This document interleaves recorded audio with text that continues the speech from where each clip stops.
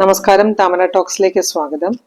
ഈ ചാനലിൽ ഇതുവരെയായി ഹോം അപ്ലയൻസസിനെ കുറിച്ചുള്ള 23 വീഡിയോസ് ഇട്ടിട്ടുണ്ട്. നിങ്ങൾ ഏതെങ്കിലും വീട്ടുപകരണം വാങ്ങിക്കുന്നതിന് മുൻപായി അതുമായി ബന്ധപ്പെട്ട ഇതിലെ വീഡിയോസ് കാണുകയാണെങ്കിൽ ഒരു ഉപകരണം വാങ്ങിക്കുന്നതിന് മുൻപ് ശ്രദ്ധിച്ച് അതിലുണ്ടെന്ന് ഉറപ്പുവരുത്തേണ്ടത് എന്തൊക്കെയാണെന്ന് അറിയാൻ കഴിയും. വാഷിംഗ് മെഷീൻ സീരീസിലെ മൂന്നാമത്തേതായ ഇന്നത്തെ വീഡിയോയിൽ ഫ്രണ്ട് ലോഡിംഗ് വാഷിംഗ് മെഷീനെ കുറിച്ചാണ് പറയാൻ പോകുന്നത്. ടോപ്പ് ലോഡും ഫ്രണ്ട് ലോഡും തമ്മിലുള്ള ഒരു താരതമ്യ പഠനം ആദ്യത്തെ വീഡിയോയിലും ടോപ്പ് ലോഡ് വാഷിംഗ് മെഷീൻസ് വാങ്ങിക്കുമ്പോൾ ശ്രദ്ധിക്കേണ്ട കാര്യങ്ങളെക്കുറിച്ച് രണ്ടാമത്തെ വീഡിയോയിലും പറഞ്ഞിരുന്നു. ടോപ്പ് ലോഡിനേക്കാൾ ഫ്രണ്ട് ലോഡ് മികച്ചു നിൽക്കുന്നത് എന്തൊക്കെ കാര്യങ്ങളിലാണെന്ന് പറഞ്ഞിരുന്നു. ഒപ്പം എനിക്ക് തോന്നിയ ചില പോരായ്മകളും. മുമ്പ് പറഞ്ഞതുപോലെ ഉയർന്ന വില കൂടാതെ മറ്റൊരു കംപ്ലൈന്റ് അതിലെ സ്റ്റീൽ ഡ്രമ്മുകൾക്ക് വരുന്ന പ്രശ്നമാണ്. ടോപ്പ് ലോഡ് ഈട് നിൽക്കുന്നത് അത്രയും കാലം നിലനിൽക്കില്ലെന്ന് മാത്രമല്ല, റിപ്പയറിംഗ് ആൻഡ് സ്പെയർ പാർട്സും ഫ്രണ്ട് ലോഡിൻ്റെത് ചിലവേറിയതാണ്. എങ്കിലും ബജറ്റ് ഒരു പ്രശ്നമല്ലെങ്കിൽ hot water wash, steam wash എന്നിവയടക്കം പല സൗകര്യങ്ങളോടുകൂടി വസ്ത്രത്തിന്റെ ഗുണമേന്മ നിലനിർത്തിക്കൊണ്ടുപോകാൻ ഫ്രണ്ട് ലോഡിന് കഴിയുമെന്ന് കരുതുന്നു. മാത്രമല്ല, ഏതെങ്കിലും സ്ലാബിന്റെ അടിയിൽ ഇത് ഒതുക്കിയിടാമെന്നതും, ഇനി സ്ലാബ് ഇല്ലെങ്കിൽ അതിനു മുകളിൽ തന്നെ ഒരു സെപ്പറേറ്റ് ടംബിൾ ഡ്രയർ നിങ്ങൾക്ക് ഭാവിയിൽ വാങ്ങിച്ചു വെക്കാൻ കഴിയുമെന്നുള്ളതും ഫ്രണ്ട് ലോഡിന്റെ മാത്രം പ്രത്യേകതയാണ്. ഇനി നിങ്ങൾക്ക് വാഷർ പ്ലസ് 100% ഡ്രയർ കോംബോ മെഷീനാണ് വേണ്ടതെങ്കിൽ അതും ഫ്രണ്ട് ലോഡിൽ മാത്രം സാധ്യമായ ഒന്നാണ്.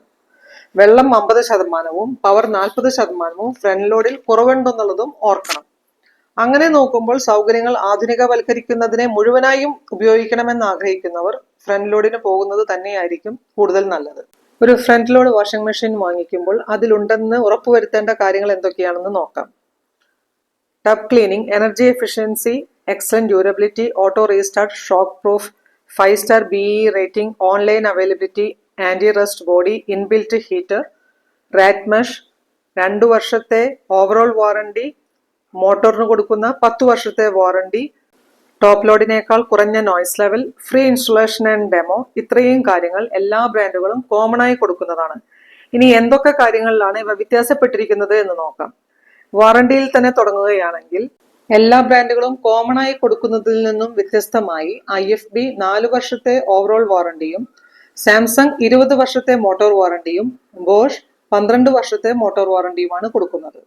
RPM എന്ന് പറയുന്നത് ഡ്രൈയിങ് കപ്പാസിറ്റി അല്ലെങ്കിൽ പവറിനെയാണ് സൂചിപ്പിക്കുന്നത് എന്ന് പറഞ്ഞിരുന്നല്ലോ. 1200 അല്ലെങ്കിൽ 1400 RPMലാണ് സാധാരണ കണ്ടുവരുന്നത്. ഇനി മെഷീൻ കപ്പാസിറ്റിയെ പറ്റി പറയുകയാണെങ്കിൽ 5 തൊട്ട് 6 കിലോ വരെയുള്ളത് 2 മെമ്പേഴ്സ് ഉള്ള വീട്ടിലേക്ക് അത് മതിയാവും.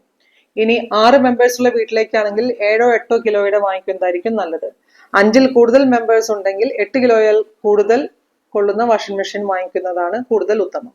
ഇനി AI സപ്പോർട്ട് വിത്ത് ആപ്പിനെ പറ്റി പറയുകയാണെങ്കിൽ LG ആൻഡ് സാംസങ് മോഡലുകളിലാണ് ഇവ കൂടുതൽ സക്സസ്ഫുൾ ആയി റൺ ചെയ്തുകൊണ്ടിരിക്കുന്നത്. ഇതുകൊണ്ടുള്ള പ്രധാന ഗുണം, മെഷീന് എന്തെങ്കിലും കേടുപാടുകൾ ഉണ്ടെങ്കിൽ അത് കൃത്യമായി എവിടെ എന്തിനാണ് കേട് എന്നുള്ളത് നിങ്ങളുടെ ആപ്പിൽ അത് കാണിക്കും എന്നുള്ളതാണ്.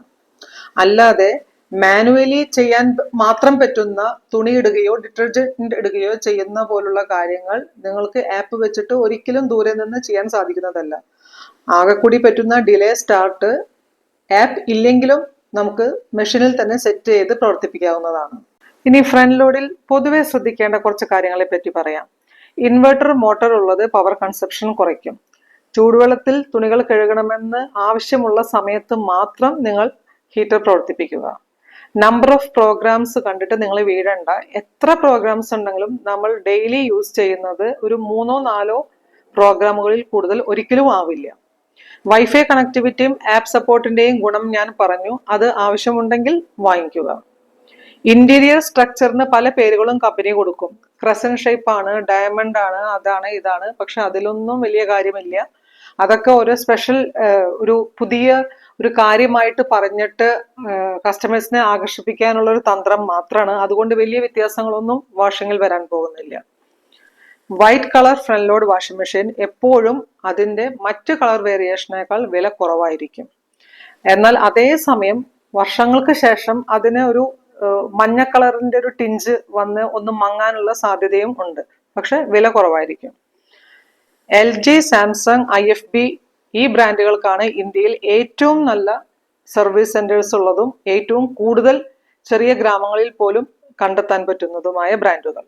IFB ബ്രാൻഡിന്റെ ഫ്രണ്ട് ലോഡ് വാഷിംഗ് മെഷീൻ ഞാൻ 8 വർഷം ഉപയോഗിച്ചതാണ്. ആ 8 വർഷം നല്ല വാഷിംഗ് ക്വാളിറ്റി തന്നിട്ടുണ്ട്. ഒരു റിപ്പയറിംഗ് ആവശ്യമായപ്പോൾ ഞാൻ അതിന് പകരം പുതിയത് വാങ്ങിക്കുകയാണ് ചെയ്തത്. IFBയുടെ നല്ല സർവീസിംഗ് ആണ്. പക്ഷെ സർവീസ് തരാൻ വരുന്ന ആൾക്കാർ സെയിൽസിൽ കൂടുതൽ ഫോക്കസ് ചെയ്യുന്നത് കൊണ്ട് തന്നെ അവർ നമ്മളെ ഈ washing machine stand, cover, descaling powder, detergent തുടങ്ങിയ സാധനങ്ങൾ വാങ്ങിക്കാൻ വേണ്ടി ഡയറക്ട്ലി ഓർ ഇൻഡയറക്ട്ലി നിർബന്ധിച്ചുകൊണ്ടേയിരിക്കും.